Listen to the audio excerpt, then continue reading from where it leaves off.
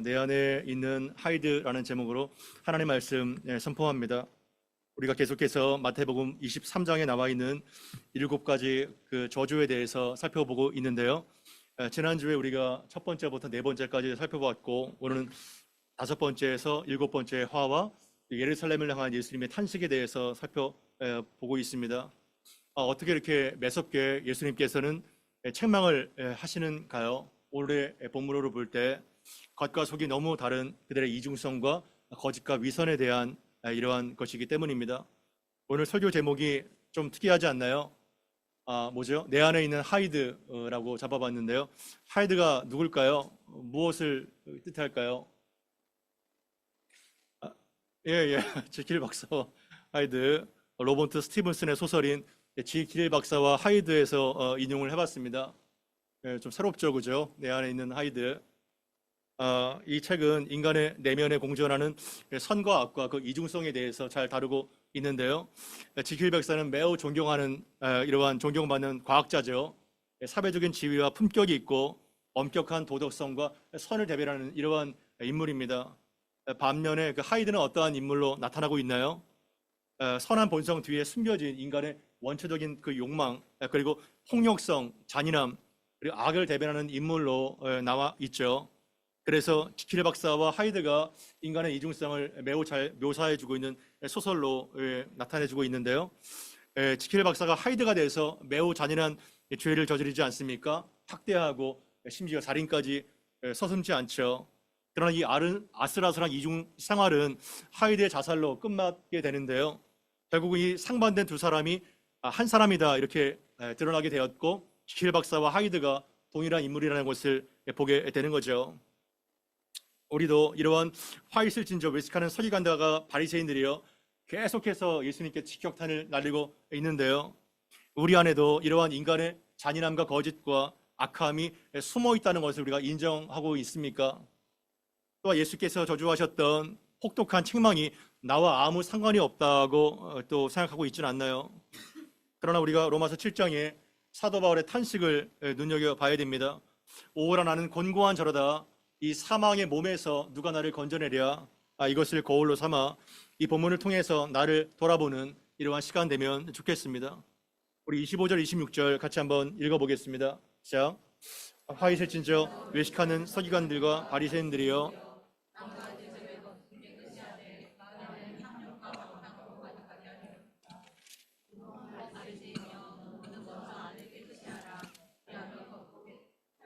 아멘. 화이슬 진저 외식하는 서기관들과 바리새인들이여 잔과 대접의 겉은 깨끗하지만 그 안에는 탐욕과 방탕이 가득하다.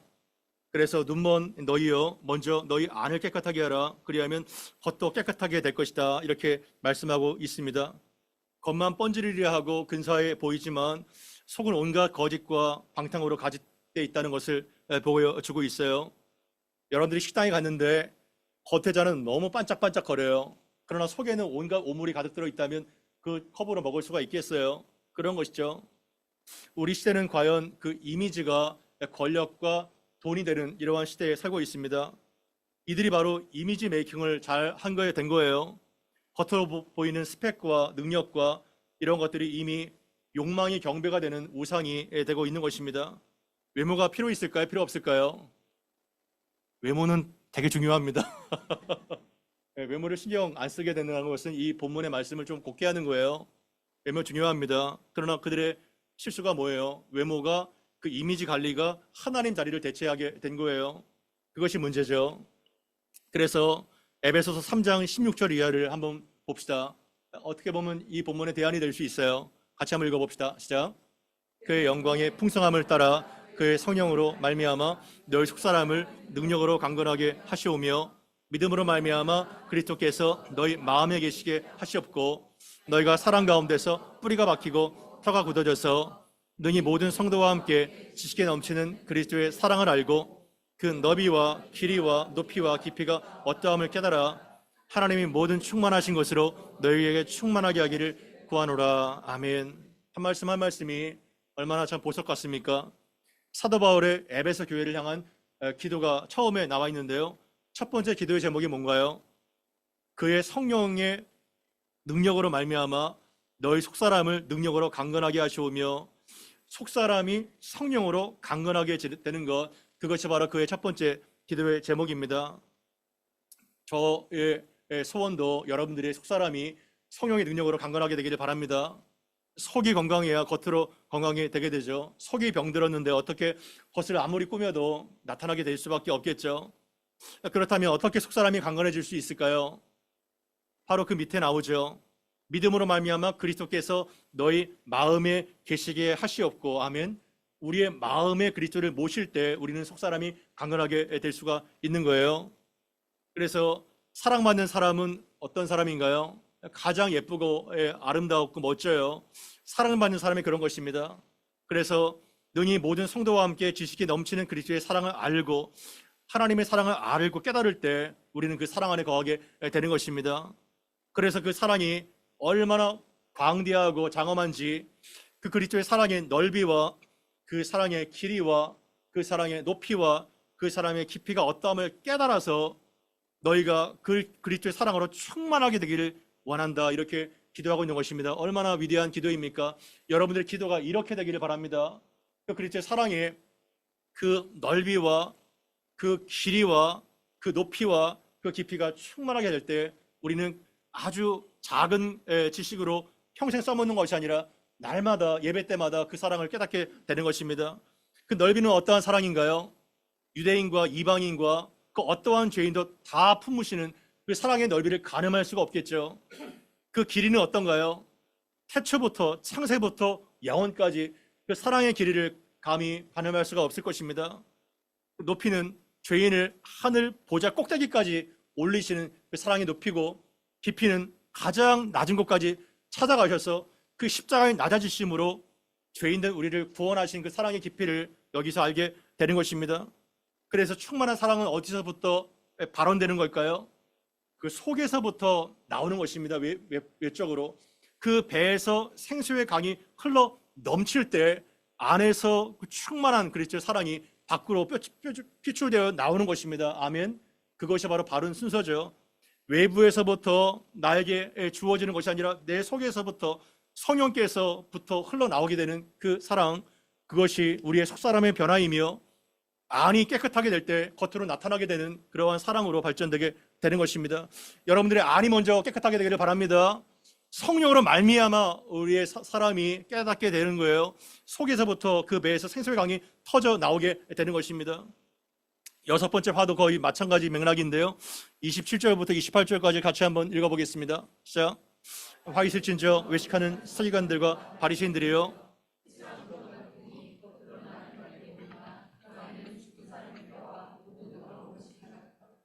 이와 같이 너희도 겉으로는 사람에게 옳게 보이되 안으로는 외식과 불법이 가득하도다. 예, 화 있을진저 외식하는 서기관들과 바리새인들이여. 외식은 말씀드렸죠. 연기하지 말라는 겁니다. 그래서 우리는 연기자가 되면 안 되는 거예요. 휘칠한 무덤과 같다고 말하고 있죠. 휘칠한 무덤이 어떠한 무덤인가요? 유대인들은 6월절에 가까울수록 그 무덤에 회칠을 해서 석회를 발랐어요. 얼마나 그 무덤이 아름답게 보여요. 햇볕이 칠 때 반짝반짝 빛나지 않겠습니까? 그런데 겉으로는 매우 아름답게 보여요. 매우 뷰티풀하게 보입니다. 회칠을 했으니까요. 예전에 제가 뉴질랜드에 있을 때 거기에는 이렇게 장례식이 너무나도 관이 아름답게 꾸며져 있어요. 꽃이 있고요, 화관이 있고요. 그 거의 산 사람 같아요. 예, 방부 처리를 해가지고. 그래서 다 둘러보가지고 이렇게 갑니다. 얼마나 아름답게 꾸며놔요. 화장도 하고요. 그러나 아무리 그 무덤이 회칠을 했다 할지라도 그 한 뼘 밑에는 뭐가 있다는 거예요. 예, 죽은 사람의 뼈와 온갖 더러운 살이 썩는 그러한 냄새가 진동한다는 것입니다. 아무리 무덤을 멋지게 칠하면 뭐예요? 무덤은 무덤일 뿐이죠. 그것이 바로 그들의 모습이라는 것입니다. 사람에게 그럴듯하게 보이고 사람에게 잘 보이는 것이 얼마나 사람을 피곤하게 만들어요. 너무나도 피곤하고 초라한 것입니다. 그러니까 이 말씀을 통해서 내가 얼마나 악하고 초라한 죄인인지를 우리는 증명하면서 사는 것이 아니라 그거를 우리가 직면해야 됩니다. 십자가로. 아멘. 그거를 직면해야 되는 거예요. 만약에 그것을 직면하지 못한다면 그리스도의 십자가를 아직도 알지 못하는 사람일 가능성이 많습니다. 내가 얼마나 추하고 더러운 죄인인지를 자주 드러내시기를 바랍니다. 그래야 우리는 지독한 위선에서 해방되게 되는 거예요. 더 이상 이미지 메이킹이 아니라 내가 얼마나 더럽고 추한 죄인인지를 까발리고 나타낼 때 우리는 속에서부터 정말 신의 일치가 된 삶을 살게 되는 것이죠. 속사람이 완전히 성령으로 새로워져야 되는 것입니다. 그래서 속에부터 변화돼서 모공을 뚫고 기쁨이 삐져나올 때 진짜 그것이 미학이 될 수 있겠죠. 또 하나는 마지막 7째 화인데요. 29절, 30절 같이 한번 읽어보겠습니다. 시작.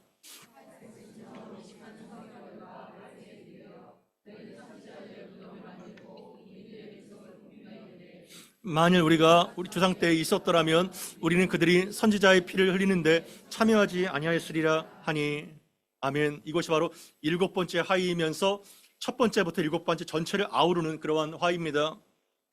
바이슨 진저 외식하는 서기관들과 바리새인들이여, 너희는 선지자들의 무덤을 만들고 의인들의 비석을 꾸미는구나. 이것이 바로 앞에 무덤과 연관되지 않습니까?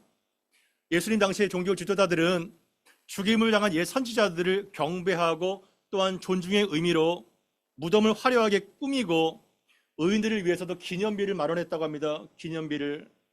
그래서 자신이 마치 그들의 신앙을 계승하는 경건한 자들인 것처럼 행동했다고 합니다. 우리도 그렇잖아요. 기념비를 꾸미잖아요. 무덤을 화려하게 만들잖아요. 그러면서 어떻게 그들이 고백하나요?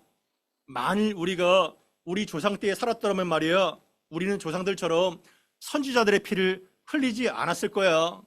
이렇게 하면서 조상과 차별화를 만드는 거예요. 조상들처럼 우리는 불법을 행하지 않고 더 조상들보다 경건하다는 것을 그들이 나타내고 있는 거예요. 그러나 예수님은 어떻게 말씀하세요? 천만의 말씀입니다 하면서 말하고 있죠. 31절에 너희가 선지자들의 죽인 자손임을 스스로 증명하는 거야. 그리고 그러면서 너희가 너희 조상의 분량을 채워라 이렇게 말씀하고 있는 겁니다. 너희가 너희 조상의 분량을 채워라, 이것은 어떠한 뜻이에요? 너희 조상이 행했던 그 악한 첫 번째 것을 너희가 마저 채워, 마저 완성해, 이런 뜻이에요. 마무리를 지으라는 겁니다. 그러니까 얼마나 충격적인 거예요.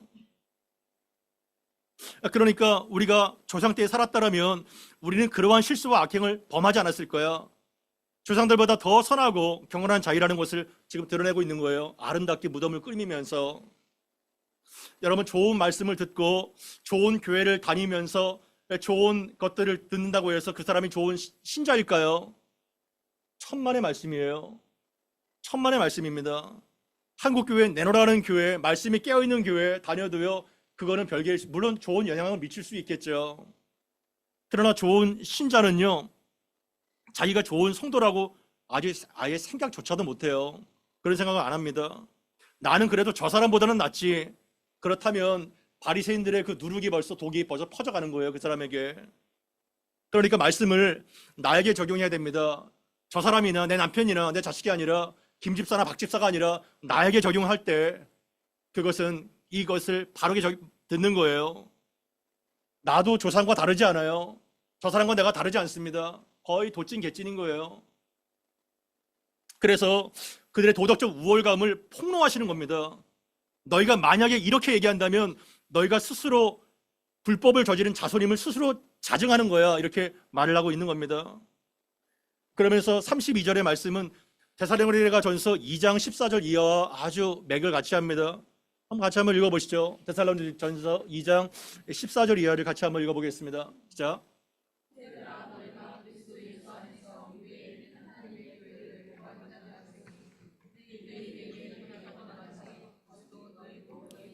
동일한 고난을 받았느니라. 유대인들은 주 예수와 선지자들을 죽이고 우리를 쫓아내고 하나님을 기쁘시게 하지 아니하고 모든 사람에게 대적이 되어 우리가 이방인에게 말하여 구원받게 함을 그들이 금하여 자기 죄를 항상 채우매 노하심이 끝까지 그들에게 임하였느니라. 아멘. 데살로니가 교회는요, 사도 바울이 가장 처음 썼다는 편지로 알려져 있어요. 갈라디아서와 거의 비등비등한데요, 가장 칭찬을 받았던, 왜냐하면 사도 바울이 거의 3주 동안만 있고 바로 유대인의 핍박 때문에 쫓겨났어요.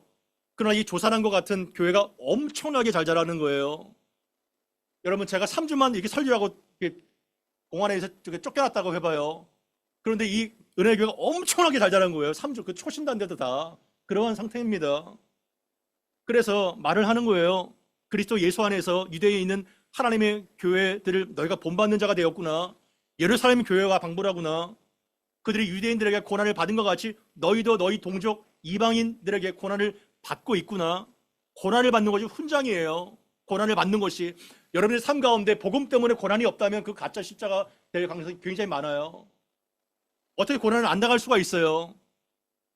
이거를 말하는 겁니다. 유대인들은 주 예수와 선지자들을 죽이고 우리를 쫓아내고 하나님을 기쁘시게 하지 아니하고 모든 사람에게 대적이 됐다 해서 복음을 대적하는 거예요. 이들이 우리가 이방인에게 말하여 구원을 얻게 하는 것을 금했다는 겁니다. 복음을 대적하고 복음을 전하지 말기로 금했다는 거예요. 그래서 그들의 결과가 뭐예요? 자기 죄를 항상 파일업, 항상 쌓는다는 겁니다. 죄를 항상 채운다는 거예요. 그래서 하나님의 진노, 노하심이 끝까지 그들에게 임했다는 겁니다. 이거 얼마나 무서운 말씀이에요. 진노를 채우는 거예요. 진노를 채우는 인생. 우리는 뭘 채워요? 우리는 뭘 채우며 살아요? 하나님의 진노를 채웁니까? 죄를 채웁니까? 아니면 하나님의 진리와 생명을 채우는 사람입니까? 우리는 무엇을 채우며 사는지를 봐야 되는 것입니다. 그래서 저는 은혜교회 모든 성도들이 죄를 채우는 것이 아니라 진노를 채우는 것이 아니라 은혜를 채우고 생명을 채우게 되기를 바랍니다. 결국은 그 그릇에 무엇을 채우느냐에 따라서 그 그릇의 가치가 증명되는 거예요. 무엇이 채워져 있는가? 그러면서 33절 같이 한번 읽어보겠습니다. 시작. 뱀들아, 독사의 새끼들아, 너희가 어떻게 지옥의 판결을 피하겠느냐? 와우, 이 예수님의 직격탄을 날려요.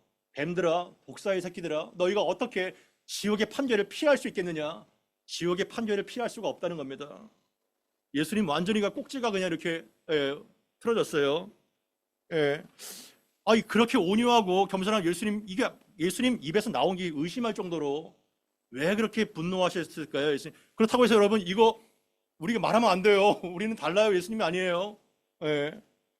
이걸요 우리에게 적용해야 되는 거예요. 나에게 적용해야 되는 거예요. 내가 독사의 새끼고 내가 뱀이라는 거예요. 내가 악한 목사고 내가 위선자라는 겁니다. 이렇게 적용해야 되는 거예요. 그러나 이것은 처음 예수님 말씀이 아니에요. 마태복음 3장 7절 이하를 보겠습니다. 세례 요한이 이렇게 말씀 먼저 했어요. 마태복음 3장 7절 이하를 쭉 한번 보겠습니다. 시작. 요한이 많은 바리새인들과 사두개인들이 세례 베푸는 대로 오는 것을 보고 이르되 독사의 자식들아 누가 너희를 가르쳐 임박한 진노를 피하라 하더냐.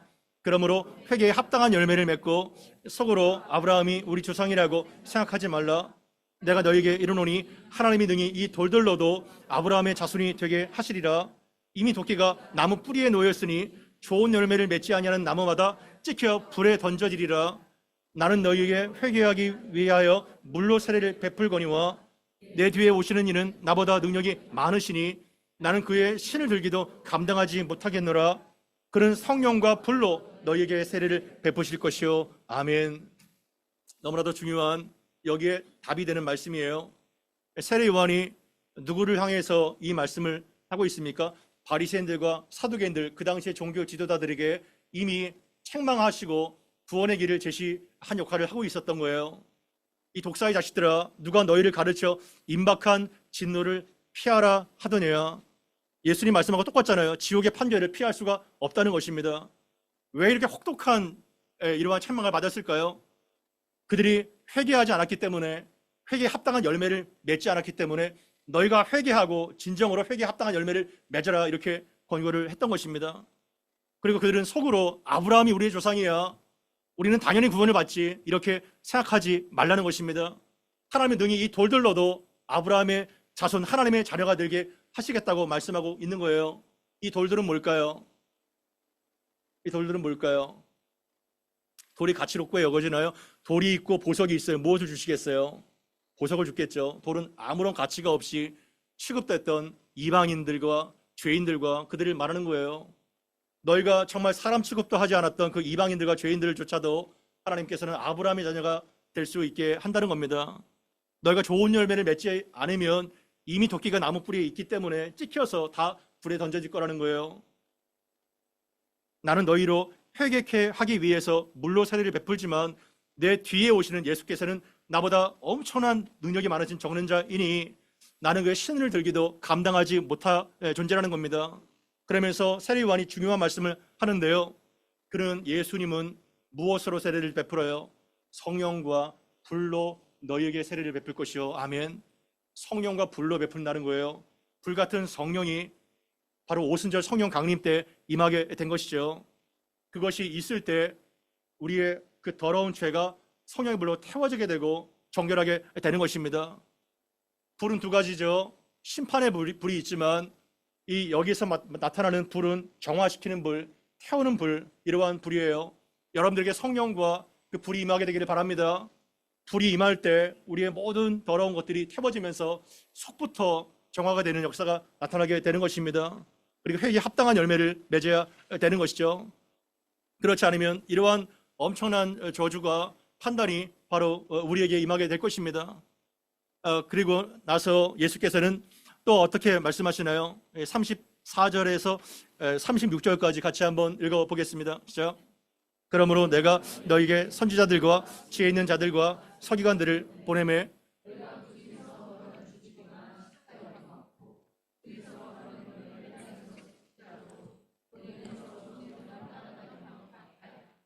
그러므로 의인 아벨의 피부로부터 성전과 제단 사이에서 너희가 죽인 바라가의 아들 사가라의 피까지 땅 위에서 흘린 의로운 피가 다 너희에게로 돌아가리라. 내가 진실로 너희에게 이르노니 이것이 다 이 세대에 돌아가리라. 아멘. 강의 설교는요 매우 파워풀합니다. 강의 설교는요 전하는 자나 듣는 자나 피할 수가 없어요. 숨구멍도 피할 수 없습니다. 마태복음 23장은요 모든 목사들이 다 꺼리는 설교예요. 얼마 있지도 않아요. 예. 그러나 저와 여러분은 여기에 목을 매야 되는 거예요. 이 말씀에 목을 매고 항상 우리를 돌아보는 겨울로 삼아야 됩니다. 그렇지 않으면 우리는 다 죽는 거예요. 다 더러워지게 되는 거예요. 그걸 명심하세요. 그래서 예수께서 너희에게 선지자들과 지혜 있는 자들과 서기관들을 보낼 거라는 겁니다. 이미 보내고 계시고 계속 보낼 거라는 거예요. 이들은 누구를 말하는 걸까요? 선지자들, 지혜 있는 교사들, 서기관들, 이들은 다 그리스도의 제자를 말합니다. 그리고 앞으로 세워질 그리스도의 교회를 말하는 거예요. 여러분들을 말하는 겁니다. 그런데 그 유대인들이 그 하나님의 복음을 핍박했던 자들이 어떠한 일을 저지르고 있어요? 마치 포도원의 악한 소작인들처럼 더러는 죽이고 십자가에 못 박고 이제 이틀 뒤면 예수를 십자가에 못 박아 죽이잖아요. 그러한 것들을 예언하시는 거예요. 그리고 그 중에서 더러는 너희 회당에서 채찍질하고 이 동네에서 저 동네로 따라다니면서 그 예수의 제자를 박해할 거라는 겁니다.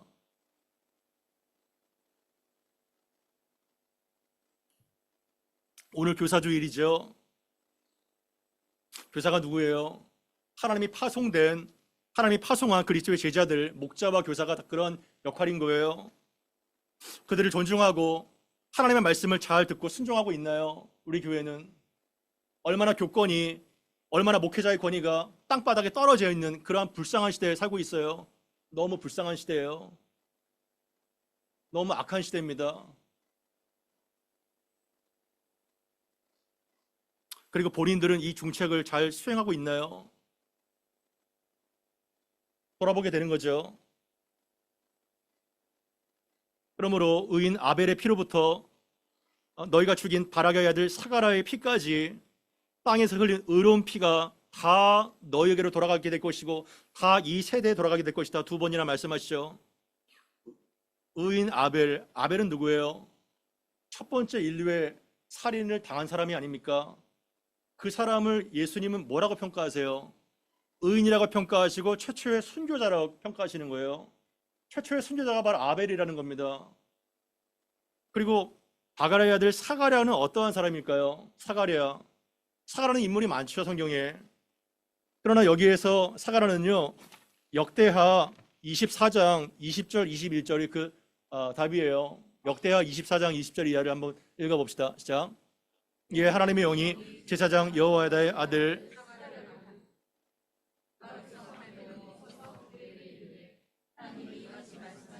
너희가 어찌하여 여호와의 명령을 거역하여 스스로 형통하지 못하게 하느냐 하셨나니 너희가 여호와를 버렸으므로 여호와께서도 너희를 버렸느니라 하나 무리가 함께 꾀하고 왕의 명령을 따라 그를 여호와의 전 뜰 안에서 돌로 쳐 죽였더라. 아멘. 나중에 집에 가셔서 역대하를 꼭 한번 보세요. 역대하의 흐름을 알 때 이것이 풀리게 되는데요. 여기에서 21절에 왕의 명령을 따라 여호와의 뜰 안에서 전 뜰 안에서 돌로 쳐 죽였다 그랬잖아요. 사가랴를. 여기에서 말하는 사가랴가 그 인물이에요. 여기에서 왕은 누구를 말할까요? 7살에 등극한 요아스를 말합니다. 어떻게 그가 7살에 등극했죠? 그 아달랴 아시죠? 아달랴. 이거는 이제 역사적인 배경이 필요한데요. 아달랴, 이 정말 측천무후가 같은 엄청난 악녀가 유대 왕의 씨를 다 말리려고 했어요. 다 자기 손자들을 다 죽입니다. 그 아달랴는요, 이세벨의 그 딸이에요. 그러니까 유대 종교에 바알 신앙이 들어와 가지고요, 완전히 그냥 예배당에서 바알의 중심 예배를 드리게 된 거예요. 그래서 다윗의 등불이 거의 다 꺼질 뻔했어요. 다. 딱 한 사람, 딱 한 사람, 그 고모에 의해서 이 조그만한 애가 그냥 성전에서 6년 동안 처박혀 있었던 거예요. 아달라가 나중에 이제 폐위가 되죠. 그때 얘 다 죽었다고 생각했던 다윗의 등불이 끄집어내서 7세 때 왕으로 등극한 겁니다. 그의 그 멘토가 바로 여호야다예요. 여호야다. 여호야다가 정말 나라를 살렸어요. 하나님 나라를 살린 거예요. 근데 여호야다가 죽잖아요. 근데 여호야다가 있을 때만 해도 이 요아스가 매우 정치를 잘해서 선행을 베풀었어요. 그러나 여호야다가 멘토가 죽어버리니까 그때부터 그냥 측근들에 휘둘리게 된 거예요. 우상을 섬기게 된 거예요. 그래서 이 여호야다의 아들이 스가랴였어요. 스가랴가 아닙니다, 왕이시여. 여호와의 명령을 거역하지 마십시오. 이렇게 직언을 하니까 너무나도 어이가 없게 자기 스승의 아들을 죽여버린 거예요. 직언한다고. 이러한 어처구니 없는 일이 일어나게 된 거예요. 근데 왜 성경은 여기에서 아벨의 피로부터 사가랴의 피까지 이렇게 A부터 Z 말을 하고 있나요? 우리가 갖고 있는 이 한글 개역 정경은요, 순서가 어떻게 됐죠? 창세기부터 어디가 끝이에요? 말라기가 끝이에요. 율법서, 그리고 역사서, 시가서, 그 예언서, 이러한 순으로 되어 있다고요.